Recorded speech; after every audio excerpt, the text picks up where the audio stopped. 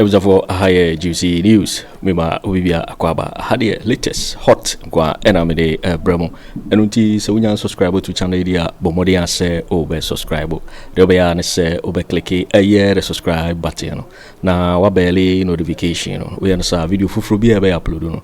When the first person wonsa ebe kan sa video afi ubia na wa like video no. Give us a thumbs up na fi share ma wo fufuru so na wenye bi hwe na wo hu ensemo ekoso ewo Ghana memo hanum afi yehwe eye ensemo abeto yepono so nti eye sa report ya ababetu ya obi ti eye sa report enti report no Hopeson yanko yo medase ni di kan me ame offer say give to worry wababedu me manakwaba na na udin na microphone ma o se ho na aba me say me ame offer say gifty or worry wababedru enti no me manakwaba na I think no o worry no your worry ben ya oh we name gift or worry me nim that's o worry no me nim say I don't really different or worry na oh Dabi okay nse me say you or the or worry abuaje okay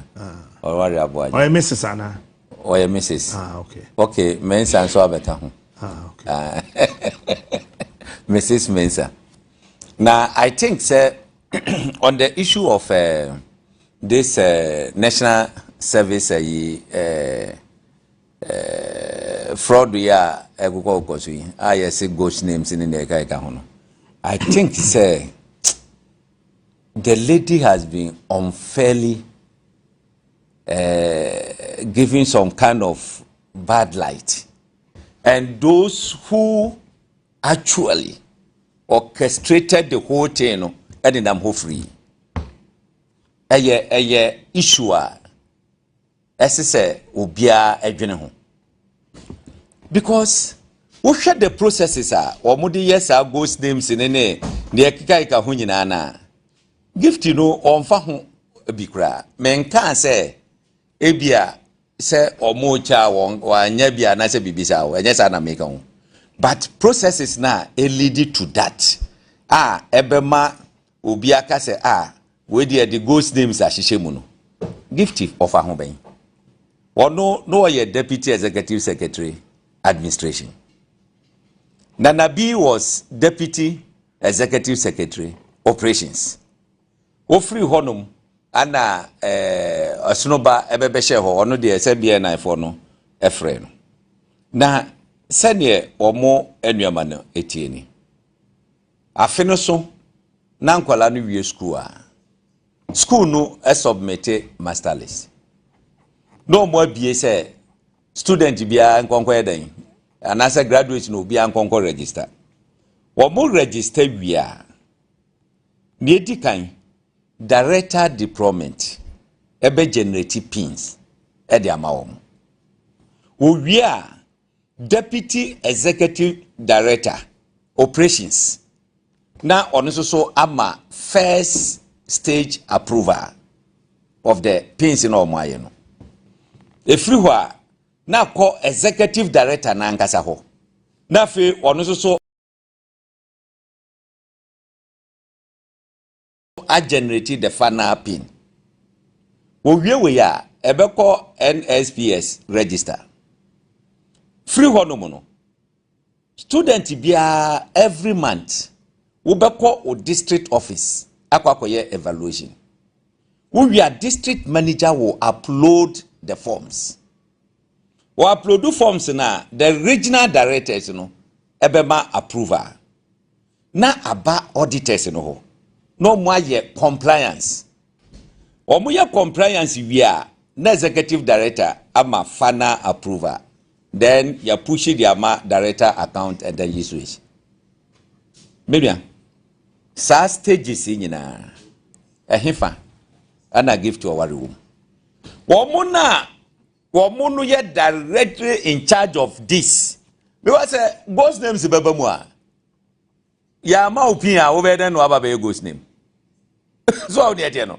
Yeah evaluation, yeah say, yeah compliance and in the kai ka ho. Eti womo directly Womo anna chese no mu ye involved in this no. Womo ni nam Ofori o. Ebia nya kokuduro eye press conference. Chastasi aban edi de kaika ho. Na we na ono so waka ho a chese this process. Wono ni nsa sa process we mu no. Wono mom anababa topic for discussion. I think we need to situate the issue well. Na yenhwe omo a esese yetimi pointe figures at them than the person na ononya involved in this process. No ni akwakofa na tam ho asese no on na baba the face of this scandal. Eye ade a habiye esese yehwe. Menhu die enti susu a some of them up to now omoda sotifie. Yen to some from mumma me answer question bia. The executive director first. Wanu nebeye sports minister, Mustafa Yusuf. Wanu the time Anasa goes names here the started here. Because Obama 2017, 2018, sa the BBC 2024. Just a ghost names are na edida didem. Ya invited no, adintia. Because I know a minister in Jana. Nanabi anu ye executive, you can say deputy executive director in charge of operations. Or more at the generative pins in the ade no. What in am here press conference. And I before I invite you no. Danger. And is for my here mo be two mamana mo grave na motum. Deal with the issue head on. Some invited ya, invite all of them. Somebody put two or more across the regions na you must set teams na or more interrogate you more. Do that. We don't focus attention on one person as if we say destiny there, we are innocent. The executive director in Amho, who now be my final approval of the and why they do diligence. The deputy director operations, I don't know so many that's a China Obia or don't know this line only well Ebiana Senana or Musumano Manoko. Scándal, I don't know. 18 I say focus on one so I don't know. But we share the operationalization of these ghost names and yeah, Gifty doesn't come in. So let us deal with this matter well. Now, yen fan konko swa obia make me use innocent and just say wonka adeno but in the operations of generating these ghost names, what steps are more fast no yet directly involved, no they suffer the consequences, or no they suffer the sins of others, Mr. President, yes, Ramu. But who said what order for you can't say interrogation in the Kakikahu? Or more than number one things or more the true state of the nation, any other day, more we are. Ghana allegedly more we are Ghana sika. Now said you know say about the true state. Na ni pane na nam honum. You know. Ana wakoye modura. Musro nana.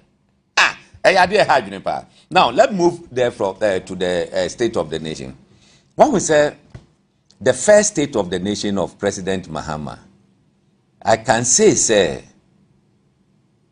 just say what departed from the usual one a month for bana ye dimpoa ni ye madin ni ye kakeka hono wa anyesa no ma wo say ye can experience no crest experience wo hono just say oputu the matter there say me betu we me be ye say eni de kakeka ho na sanke ye na nke be ka say Professor Doolittle de ben ni de kakeka hono Sadi no bi ama incompetent ni na eka ho ya nti sadi no bi a che se wotimu se nsemo ode tu dwa no ya asemo a na ehia oman Ghana se eden se yetie eden na eka ho the no free home na minority for say no and the very true state of the nation.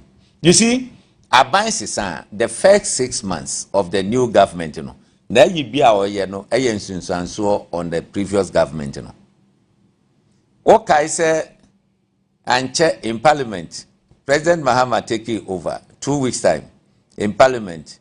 ano Dompreh so ko susu ko to dokno boy den. So what is that, you know? How can you belittle yourself like that? Obia take over. Onyanye budget. Onye hwe. Kese 2 weeks o. Afebra na or appointing the ministers o. Na wo ka se wo kwa koto dokno boy den. And they say more than mama dokno boy den. So at that point you were exposing your own government. Say wa ban na wotwa mu no wa mono homoden odinti ana dokron boaye den sanu ma ko ka ne ne ka ho nyina no emwa national economic dialogue, the operative word national one ka say NDC economic dialogue was say national eti eto nsa frɛ obi bia a wo wonim de of course, political parties were invited. NPP, making it plain, said they will not take part. Hey, President Mahama, any 2 months old. They've never taken part in any national event. Only 2 months. Oba Bawumia and a fifth. Nyankopo ya dumwa ochinaya wo Friday. And Obenya exactly 2 months in office. No, see, look, the way our economy is here, let us see how we can depart from the old gorgeous beggar you said Akufo Addo referred to. Now, yetimanya the new direction. Ama yetima build this country. Say, oye ubia, oye omaimba pa, oye humfrim. Ghanaians should know, say, the NPP no omo action no kire say omo nye omamba pa. Omo nye omamba pa. Because for the next 4 years, President John Mahama ededi omanyiso. It is a wo wish they say won faili magana nye ya. Let just say won pe Ghana sem. Because what na ban mu? One yesika. It you feel say the next 4 years no, wo ni problem. Wo betima didi ameni wo pe bia wo betimanya. Na ordinary person na wo maybe chroma chavi anase poviaji no wono wo be den wodo no wo nwene no ho eti wo de ne say wo de wo nko no it's unfortunate say na alancha mantini chrome no watukwan na to demonstrate say wono no your mind papa no wo ho ne great transformational plan nyama wo hihye mu over 100 policy prescriptions no. We are about to Anno congratulate President Mahama. Anno presented a copy of the GTP. And the president said, look, we nankana me pese me de ma or minus so. Wona Ghana for the 2 million wonsa. Je the him the ufi say a bit my ball mine fire juma. And no the eka say, wo your mind papa. Alan made a statement he said he doesn't need to be a president before he can make a change in this country. Eti niewo ni timu no wono wode beboa o man. Hwesa wo fa a year. Let's take your currency stabilization. Wo hwe the policy prescriptions are or the buy how to make sure say your dollar CD in tokwano ebetwa no. Was stating clear. Kati ehifa ana wo beko in this word apart from Yahani Nigeria no mni ade abukwa ko hunso obi gina kwa ho say $1 ehifa but the first thing they say abai betimi di na asi form they are flashing out the black market straight away. Ambassador ye ken ananka Ghana for kra na yes black market ya nke be ka se Ghana for place ka kra gomboto maname bwa ahogongwa na hoho no bisa se wo ni kromu a wotimi gina kwan ho yes ade nana ani ye jai ana omo ha ya adwene eti wo fresh omo out now what about forest bureaus no what make sure say emra na edi esi ho no obu be di su pepepepepepe ye nyaba say ya I can tell you look don't let me ba I am of so sike ya omu reason ni e ka ga hu eye den na ni na sa kokodi black market eye den because obi to office wo one so dey the business sika na eso omo chicha de ko banks no na bia what the just 1/3 pe eco banks two thirds no no afra abochi shiame zo nanga what the amano ko na fa kokko ya adwuma enti omo ti wa o to ni sei ye di sei omo na omo si omo na ehwe monetary policy omo ye den no no omo angasa se ma abochi fo no ma no nkosoro ba de je sei because eno ehonum ana wonya di sika e de agunubo enti the sense of patriotism no ayira say ya amfa ma back they are not strict on certain things look just say you be market time sir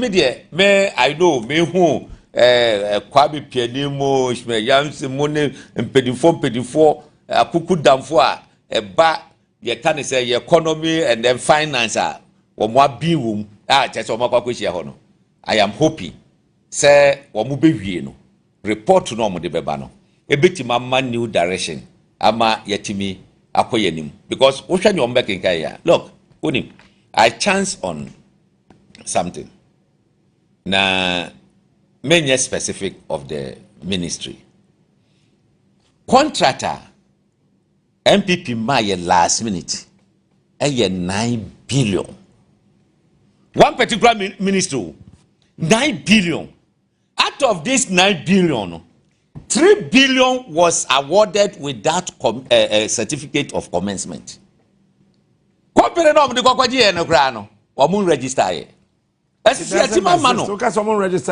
doesn't exist. Yetima momu to the tune of 3 billion. Now, Osha 6 billion na kana. Media. Now, but the boss what I'm saying. Ma who direction no. Me dim baby as a contract den ekoye.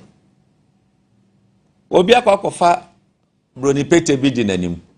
O si o broni ni na ye nso no nne most of the state's properties are here to nyina over here say oh Chinese ni bidia omoboa omodi ni din na ahye so keke eti aban ebetimi age adwuma a recover a lot of money to the state yenko IMF say yakwa bobusia bi eti yesre Ghana for obi owo ayi bia no alande ono is ready to help this government Bibi biom be friend say oh ye pese wo boy this direction no Allah will do it chese ono so nim dia wo no wo betimi ahwe aba bibia atimi akoso eyie especially the food baby a watena waje kwadwuma nanka wo ba wo hwe the 10 strategic anchors of you can say industries nanka wo de ba nin eho ade nanka wo ka even about testers send Bangladesh as a poor nation say textiles nkwa wo mutimi enya 30 billion annually na se Ghana ye na enya even 1/3 10 billion ye beko IMF say kwako ye yana wo hwe the industrial starch the scarcity of it and wo hwe the demand any ade that's ye maye ni ko industrial starch ho a wo fi say ye yini Yankopɔ adom ya nya salt a chese ye betima ye ho adwuma. Look at the demand for salt. That yetete hu sa. Eti I wish the government were. Na mum ne ye ka nyina ne say make sure say everybody are involved in corruption, say ye perception, say ye den. Let us investigate. Where we find it say adenise netie no. I will need to prosecute them no. Prosecute them. Let's confiscate their assets. Yen ton fa mo man no, yen ko yadim. Hwe wo ye say na ebe demotivate one kasa wa point is. Say na ade a yade ma we mu no power sesa ebe ha wo. Eti me so no me make sure say me nkonko ye bibia eye corruption. A che say o china bi no yen fa man. Na wo wan ti na di pan as a pie glass. Kojo pe wo fa Akufo Addo. And now see Yenkotu Burkina Faso, Papa, Tuari, Ibrahim, and was already own group. And what's that? Mentally, you want what change your man for mentality? I'm telling you. Hey, no, it's serious. It can be done. And now the guy can leadership. Oh, everything under the sun is leadership. What do you buy for Kasa? I'm saying, if you all we have is the leadership. And you know, Obia idea to my patient in Sebiano, Mufrina Kumum, a year to man. Emrofo, a ya no more per se or more jidding than say Ombenyesika. Before, especially Ghana. FPC Yesika saying a dia yebeji. Is it dancing support? So what about more detail? Cantonment, Laboni, airport area, Roma rate. What you move sky rising birthdays a winner. Oh, me say security for the power or more detailed investigation or more say a here for the AOA, you know. Who better your former ministers, who better your former candidate appointees, our Moses is I know. As we back on your Budina Dasso. Look. There was a time someone told me, say, or Wana or Mofre, would there be more office in it? Oba, I do afraid. Was this as we were la money high? For a new way to so. Must know. And you'll be there. You're ready. What's it do it? And was I catching and say, well, yeah, one bad date, and 2014. Now, Papa say, oh, yeah, you know, now NDC in the war band. These are some of the criminal things. Look, last commission say subjective or move to proper investigations are on. What? Sika Ghana by Bignano. Yen ko baby and conquer Busianta. As you did it. Look, I am against all those who are saying, say, people should not be paid in the Rambo style. They should do it. Nancy Adanisa, a better no be your machine. Now, yes, you say, Ghana Sikabia for Winsem. Nafi, ye romance. Oh, Anna, old mad, and I've been out to my back. Oh, Benum tea and Benum coffee. Look, we should stop that. One Victor Salome. Yes. All go prison oxygen oxygen bottle, no genichi. What no cotton green away. One critic Chachuchukata. Our chapel, no kitchen. I don't watch it. There no who see we. None knows what do you mean. What you say, Anna, but too quite indefinitely. No, not what you want. Me, Sabiari. Assembly Nana of Aka. Mopa, the operational teams on Beko, you know. Monfamini any Monamohadi. Major salary. Debbie said a baby to have. I said, send your baby, major salary. Mudia Monfamini of the young Conquachi Omake. Like a watching in this country. What a cocoa Monaco Butu. I guess I don't know what you walk. Saboteur. Say, Anna, dear. Look, men, okay, say, yes, that's it. Say, you decided in your Juma. Hey, you took corruption. I said that. Kojo, my program it's here. If Mahama does not succeed, this democracy practicing will collapse in Ghana. Because, Teo, Woman hang one NPP majority, you will motium. Na Ghana for my hand, hang parliament. Yeah. Ni yuma, msukusi. And if Ghana force her, no ma biara pebiaran. Yes, mom. When you to test na na bro so. It's a major national statement. Oh, in the government of appointee delegates ago. O send there Ghana for yedi sunsun nyina yakasala na pa. E da chama Mahama nemu. It's a one wa friend na you am cousin or mumian. Bunja. No. Hey, so what we are doing mosque for mosque. A soft one is so mudian so mupacha. You should stop it. And that's a baby bomudiache mumu. What is the meaning of that? What moti honomuna I can say a man for bomb from Moti hono, why you who say Modin Yamu. I buy her banana about the user, Musa no fiche to pacho. What is your day? President Mama times no what they always you mate by your Juma. Said ye will be far. Central Bank governor from Nigeria. A man who saw Mamma Ofori Atta Mano. Send a beya Yunguni Bank. Or buy you for that suggest or Mgokushia or Chebi.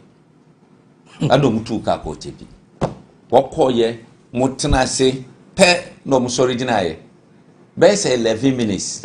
ye bomba ye se nyankopɔ dia bedru chebi no 11 minutes wo kotu bible ni ade nyina ejo wie na mema omo ye yesi pitwa kakra Anno wo no ankasa ko tina kitchen ye aduane mo mudie papa ne se wo bag aba bese akọ no tamu ko esesa wo da mi fie ema papa ne da ni fie wo kan ye si bibia ni ho wo mfa wo nsanka ade tia no patututu omutu ye ofa ne private jet wo dru ayi midday news breaking news that particular person no etia obaye no ya collapse the bank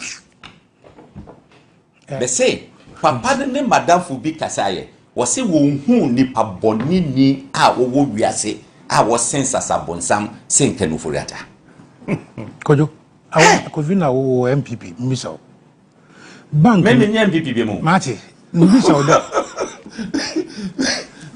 maybe NPP o maybe government for change okay for sure. Wait, okay. We tell my son American chopper. That you want to NPP ni. Koja. Why NPP ni still? Isa no. Me jam me. Oh, CPP ni. Wait, why NPP ni? Wait. Oh, you wait. Oh, CPP ni. Oh, what that me so why NPP ni? What that you want to Bisa no? Why NPP ni? Me Bisa sama. Kojo. Bank ni kupe na muguni. Kojo. Bank no kupe na muguni. No, 11. No, then a bank 11 no guni. Nyimpa kupe na wojelin. Atuation.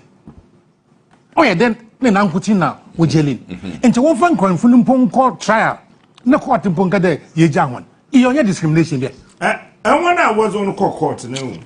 Me atuation matter no. Men can say. Me transi ye be you know. The lawyers no ye ho adwuma.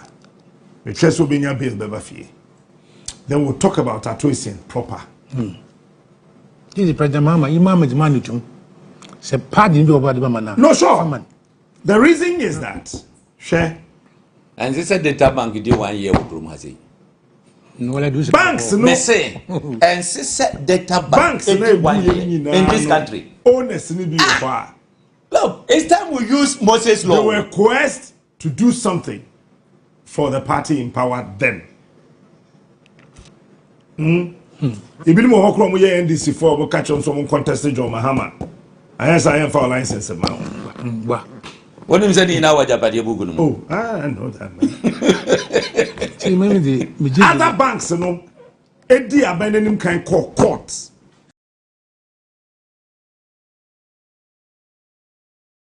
Court the buoti aban suru. Pe pa kwesi di won ada obetam the judgment debt document na kuta ne nsa no se won. President bi otia kudna so bi abeto nwura. Kojo na madrubewa jeimbriwa. No.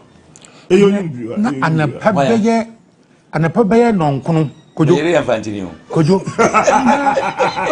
Hopeson say na adomada kwesindum ni bank nem. Motorcycle 2000. Ghana nye bubu ne mboy room.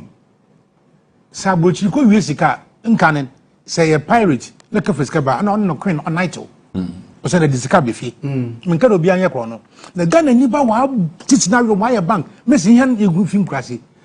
Enko to commercial bank wo. Ebe wan Gen bank. Ebe wan Gen bank. Na no na man kesi mfu mbesafren. So koto na mfi so pomba. Na se igwabodo ko twakawa. Na wakado moro honam da kokumase. Inti kwa bank wo ma misika na mfungo twa apofo no kwa no ntum top premise no nko. They say if you cut the supplier, what are you doing to the fishmongers? Ana unse pakwesi nduma yina ngasa no. During President Mahama time.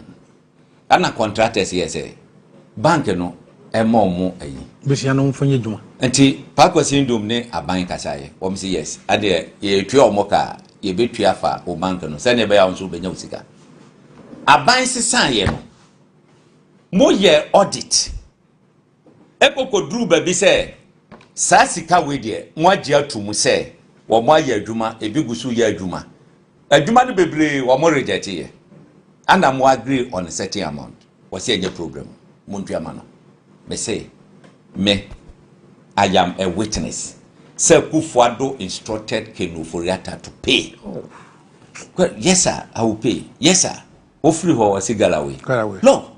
pa kwasi endum ekofa Gabby asare otchere dako efa Gary ni mako as the lawyers wo je sika no ma na odi o mu che the 50-50 sika kesi senga hwana ngempe enso wo mo boy Kerufu Atta se company da because as I say obi adwumagu na ne nko na adwuma sorry yet one enterprise insurance look say this month ekwawiye na enterprise insurance da supita government insurance dey kai ka ho ade president Mahama ne de be yo krom ha na enye papa you know say banks are Ghana a foreign owner most banks are papa nyina prudential bank any na foreign banks yes na Kojo eti egu yanga say dey Kojo mi sa wasa kwesa kan ye oye ya na fatawu Gabby kwesa ku wan ye oye na fatawu better chefo kwesa ku wan ye mi na so fatawu for Nigeria fatawu fi Nigeria insana o ma ye mi ye e wa chefo Honey, asama yet when asem kese ba o then check COVID abam yin na yirugwan ewu ebe for airporter gide fatawu nunia no wa discount you 17 million no wa mo $1 million agba na yo ya agba sa we are go see ababa ka asemi ayi what kai say captain what kai say on the 18th of December yeto abawie 18th of December the then National Security Coordinator no airport your friend Kennedy Agyapong obi a presidential gate ema Nigeria ni bi efa hono or the 4 Land Cruisers and scanning bibia wo and the firm that time ye yi me free Batman or my boys by ye wo the old VIP presidential gate no wo hu si abegu ho no ana ko bie djubre ho no mo e ma papa no ana ko he sa same way the new security coordinator should try and investigate why that man was given the presidential gate. Not even a minister. So your finance minister and attorney general I be BSA gate the amount. Why a foreigner? Who your diplomat? fatawu Wakofa fatawu. Kwesi akuti o ri akofa fatawu say won ba be you president. Me say they should investigate. Certain crisis say me share that year petition on that. They must investigate. And then nobody going to answer. And I said, when you in association with a certain family.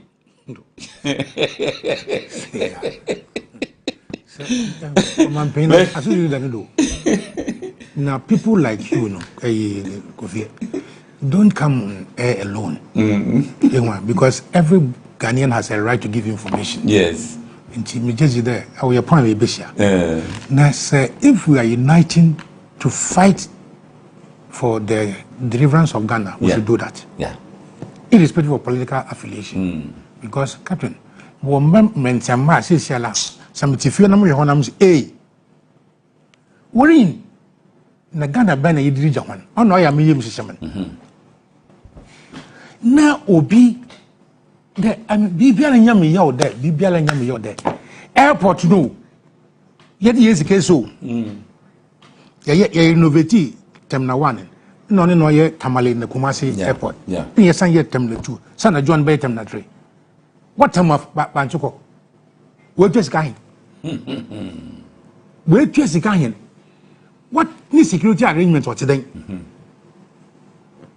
it's Chinese phone India fui they go to for free they don't declare neko obi ohodum a wo ba who say oh ni luggage ni dollars in kwana yemuma neko do you know why onu no yebe kanachiri yebe kanachiri na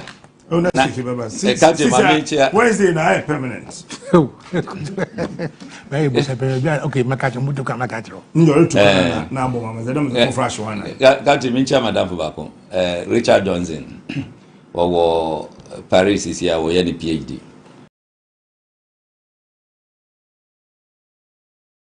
ona na ye DC ewo Northton Akufo Addo the first term. And he was rated the best, I mean #1 DCE in Ghana. Still investigating. #1 in Ghana. Yep, second term.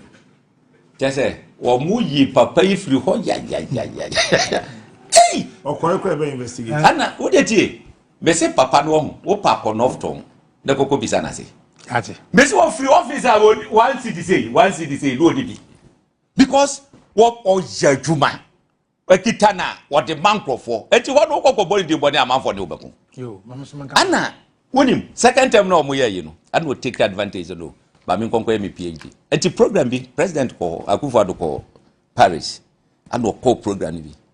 Huna, hey, Johnson. Why? You are here. And I say, that's how Pamo me. I say, what? Me? The best #1 DC in the country? Let's say, well, no sanction is here in Famano Grand. Obia go that to actually. So, Richard, we greet you. Or say, ever Paris. We must be away. Only now, I'm a lawyer.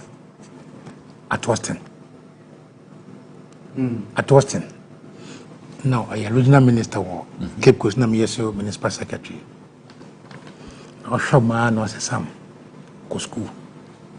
Because if you allow politics to make you, politics will make you. That's right. And based on that principle, I'm go school. And today, I want to be grateful to At Austin for what he did and told me. The just there. My family now political appointment as in we, but I want your future so. I want you want so future, because if you allow politics to make you, politics can make you. Kojo Kyeremanteng. Yo, waiting for when reporter abeto yep no so Mikao say so when you subscribe to channel area Bombshell say over subscribe we say had the latest and hot news and amede bremo afi we are now wa like video and give us a thumbs up na afi share ma wo foforo so na we nya bi hwe na wo hu ensem a ekoso e wo Ghana memo ano also betimi a chere wadwen afa eye ensem we nyina ho e wo comment box ni mu beti menka biom in my next video. Thanks for watching. Like and share the video. You can also drop your comment. Please don't forget to subscribe. Click on the bell to turn on the notification.